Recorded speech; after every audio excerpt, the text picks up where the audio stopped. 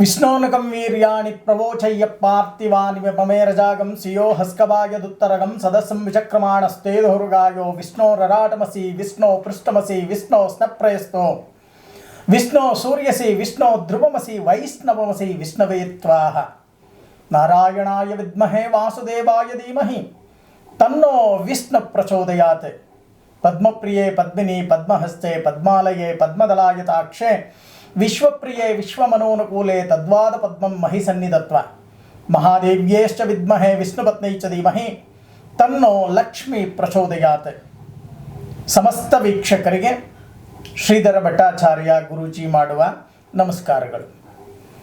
ಈ ಮಾಸ ಫೆಬ್ರವರಿ ಮಾಸ 12 ರಾಶಿಗಳಿಗೆ ಯಾವ ರೀತಿಯ ಭವಿಷ್ಯ, ಎಷ್ಟು ಕಷ್ಟಗಳಿದೆ, ಎಷ್ಟು ನಷ್ಟಗಳಿದೆ, ಎಷ್ಟು.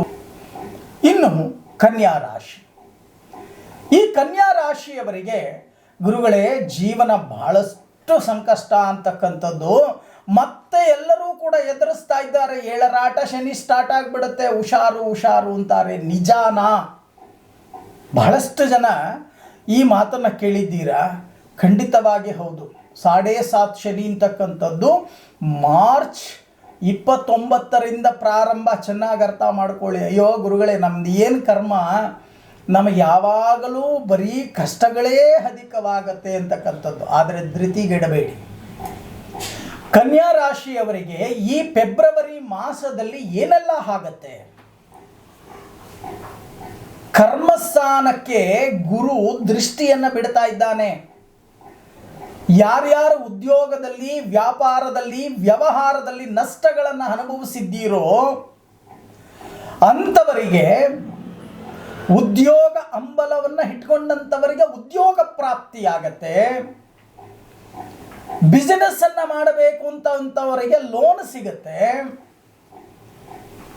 ಕೆಲಸ ಕಾರ್ಯಗಳು ಅಂತಕ್ಕಂಥದ್ದನ್ನು ಮಾಡಬೇಕು ಅಂತ ಹೊರಟವರಿಗೆ ನಿರ್ವಿಘ್ನವಾಗಿ ಕೆಲಸ ಕಾರ್ಯಗಳಾಗುತ್ತೆ. ಇದಕ್ಕಿನ್ನ ಬೇಕಾ?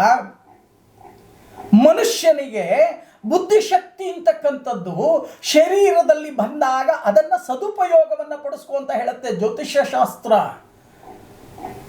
ಮಧ್ಯಾಹ್ನ 12 ಗಂಟೆವರೆಗೂ ಸೋಂಬೇರಿತನವನ್ನು ಇಟ್ಟುಕೊಂಡು ನಿದ್ದೆ ಮಾಡಿ 12 ಗಂಟೆಯಲ್ಲಿದ್ದು ಸ್ನಾನವನ್ನು ಮಾಡಿ ಆಗ ಕೆಲಸ ಕಾರ್ಯಗಳನ್ನು ಮಾಡ್ತೀನಿ ಅಂತ ಹೊರಟ್ರೆ ಖಂಡಿತವಾಗಿ ಆಗಲ್ಲ. ಚೆನ್ನಾಗಿ ಅರ್ಥ ಮಾಡ್ಕೊಳ್ಳಿ. ಆಲಸ್ಯಂ ಅಮೃತಂ ವಿಷಂ. ಅಮೃತವನ್ನ ಕುಡಿತಕ್ಕಂಥ ಕೆಲಸವನ್ನ ಆಲಸ್ಯ ಮಾಡಿದರೆ ಅಮೃತವೂ ಕೂಡ ವಿಷವಾಗತ್ತೆ ಅಂತ ಹೇಳುತ್ತೆ ಸುಶ್ರುತಾ ಸಂಹಿತ.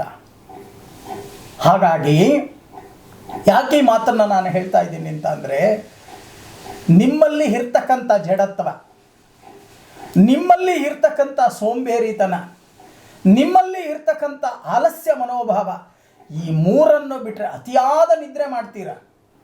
ಅತಿಯಾದ ನಿದ್ರೆಯನ್ನು ಯಾಕೆ ಮಾಡ್ತೀರಾ? ಅಯ್ಯೋ ಗುರುಗಳೇ ಎಷ್ಟು ಮಾಡಿದ್ರು ಅಷ್ಟೇ ಅಂತೀರಾ. ಅದಲ್ಲ, ಪ್ರಯತ್ನ ನಮ್ಮದು, ಫಲ ಮೇಲಿರ್ತಕ್ಕಂಥ ಒಂದು. ಅದಕ್ಕೆ ಭಗವದ್ಗೀತೆಯಲ್ಲಿ ಹೇಳುವುದು ಕರ್ಮಣ್ಯೇ ವಾಧಿಕಾರಸ್ಯ ಮಹಾಫಲೇಶು ಕದಾಶನ. ನನ್ನ ಕೆಲಸವನ್ನು ನಾನು ಸರಿಯಾಗಿ ಮಾಡಬೇಕು. ನಾನು ಸರಿಯಾಗಿ ಮಾಡಿದಾಗ ಫಲಾಫಲಗಳನ್ನು ಶ್ರೀಕೃಷ್ಣ ಪರಮಾತ್ಮ ಕೊಡ್ತೀನಿ ಅಂತ ಹೇಳಿದ್ದಾನೆ ಭಗವದ್ಗೀತೆಯಲ್ಲಿ. ಆದರೆ ನಮ್ಮ ಕೆಲಸವನ್ನು ನಾವು ಸರಿಯಾಗಿ ಮಾಡಲೇ ಇಲ್ಲ ಅಂತಂದರೆ ಫಲ ಎಲ್ಲಿಂದ ಬರುತ್ತೆ?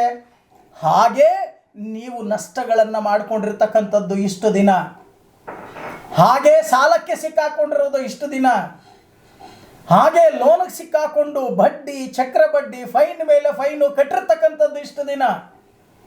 ಇದಕ್ಕೋಸ್ಕರನೇ ನಾನು ನಿಮಗೆ ಹೇಳ್ತಾ ಇದ್ದೇನೆ, ಆಲಸ್ಯವನ್ನು ಬಿಟ್ಟರೆ ಮಾತ್ರ ಅನುಕೂಲಗಳು ಅಂತಕ್ಕಂಥದ್ದು ನಿಮಗೆ ಪ್ರಾಪ್ತಿಯಾಗತ್ತೆ.